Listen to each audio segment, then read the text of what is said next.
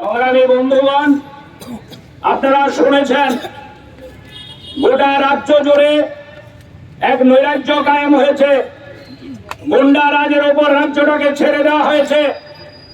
গতকাল যখন ত্রিপুরা বিধানসভার অধিবেশন শুরু হয়েছিল, গতকাল যখন আইসিএসসি বোর্ডের পরীক্ষা চলছিল, তখনও ওই বিজেপি দলের দুর্বৃত্তদের সাথে গোপন সমঝোতা করে ওই তিপ্রামথা নামক কিছু সমাজদ্রোহীদের হাতে রাজ্যটাকে প্ল্যান করে ছেড়ে দেওয়া হয়েছিল। গোটা রাজ্যে অ্যাম্বুলেন্সকে আটকে দিয়ে, গোটা রাজ্যে পরীক্ষার্থীদের আটকে দিয়ে এক গভীর ষড়যন্ত্র রাজ্যের বুকে নামিয়ে আনা হয়েছে।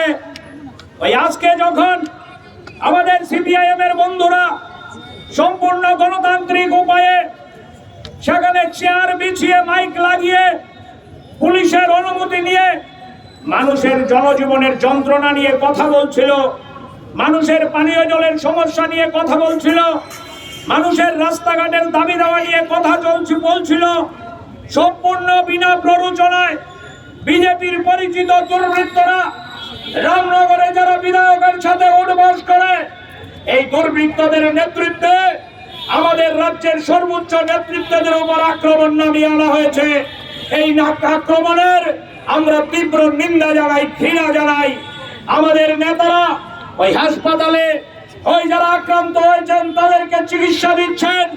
আমরা এখানে ঘৃণায় ক্ষোভে ছুটে এসেছি, পুলিশ প্রশাসনের দ্বারস্থ হয়েছি। আমরা মনে করি পুলিশ প্রশাসন রাজ্যের মধ্যে একটা নিরপেক্ষ ভূমিকা পালন করা উচিত। কিন্তু আমরা লক্ষ্য করছি 2018 সালের পর আমাদের রাজ্যের থানাগুলো, আমাদের রাজ্যের পুলিশ অফিসাররা, আমি তাদের বিরুদ্ধে দোষ দিচ্ছি না, পুলিশের ব্যক্তিগতভাবে তারা দায়ী না, ওই থানাগুলো পরিচালিত হচ্ছে মন্ডল নামক একটা শব্দের দ্বারা। মন্ডল যদি নির্দেশ না দেয় তারা আসামিদের গ্রেফতার করে না, মন্ডল যদি হুলিয়া জারি না করে তারা এফআইআর নেয় না। এরকম মন্ডলের নেতারাই আজকে আক্রমণের সাথে যুক্ত।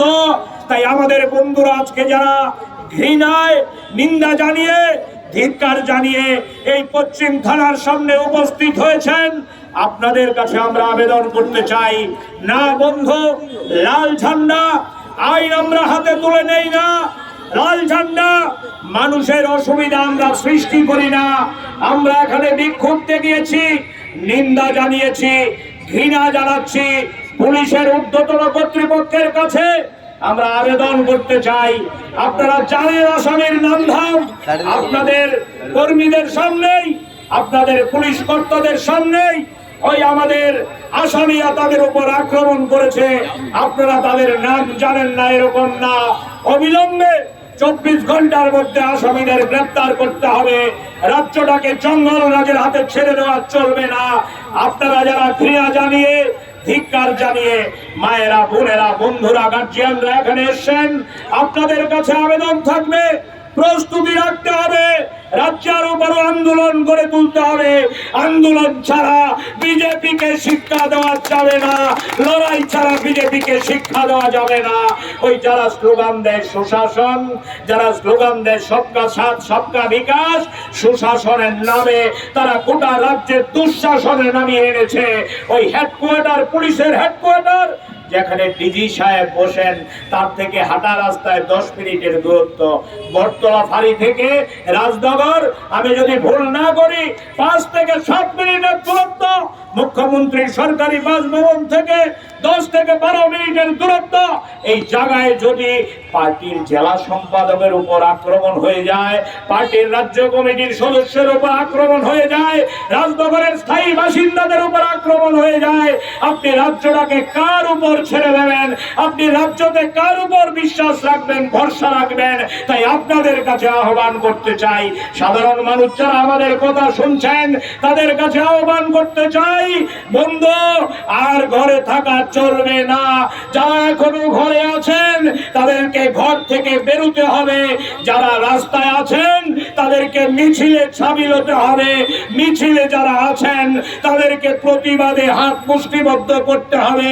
চলুন আজকে এই থানার সামনে থেকে আমরা প্রতিজ্ঞা নিয়ে যাই, ওই যে কোনো সময়ের নোটিশে আমরা রাস্তায় নেমে এই ঘটনার আরো বৃহত্তর প্রতিবাদ করার জন্য প্রস্তুতি গ্রহণ করব। তার জন্য আপনারা